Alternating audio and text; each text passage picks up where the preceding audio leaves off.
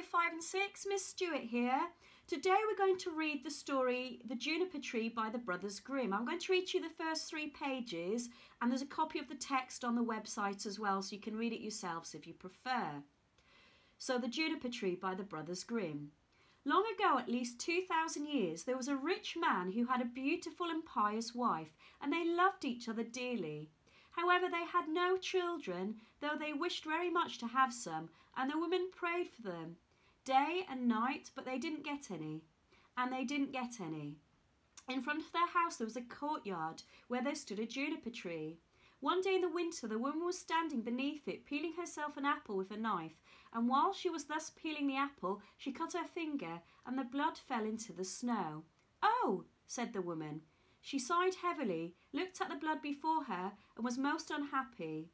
"If only I had a child as red as blood and as white as snow." And as she said that, she became quite contented and felt sure it was going to happen.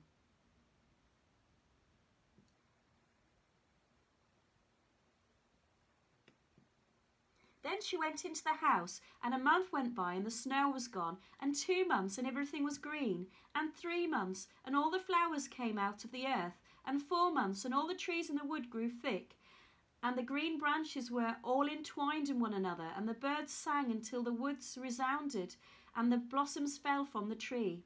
Then the 5th month passed, and she stood beneath the juniper tree, which smelt so sweet that her heart jumped for joy, and she fell to her knees and was beside herself. And when the 6th month was over, the fruit was thick and large, and then she was quite still. And after the 7th month she picked the juniper berries and ate them greedily. Then she grew sick and sorrowful. Then the 8th month passed, and she called her husband to her, and cried and said, "If I die, then bury me beneath the juniper tree." Then she was quite comforted and happy until the next month was over. And then she had a child as white as snow and as red as blood, and when she saw it, she was so happy that she died. Her husband buried her beneath the juniper tree, and he began to cry bitterly. After some time he was more at ease, and although he still cried, he could bear it, and some time later he took another wife.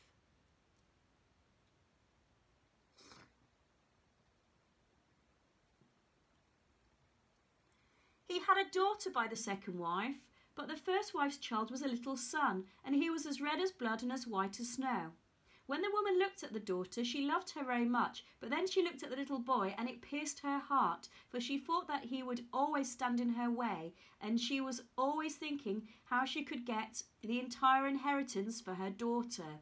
The evil one filled her mind with this until she grew very angry with the little boy, and she pushed him from one corner to the other, and slapped him here and cuffed him there, until the poor child was always afraid. For when he came home from school, there was nowhere he could find peace.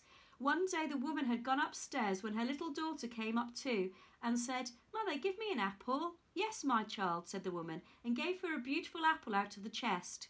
The chest had a large heavy lid with a sharp iron lock. "Mother," said the daughter, "is brother not to have one too?" This made the woman angry, but she said yes when he comes home from school. When from the window she saw him coming, it was as though an evil one came over her, and she grabbed the apple and took it away from her daughter, saying, "You should not have one before your brother."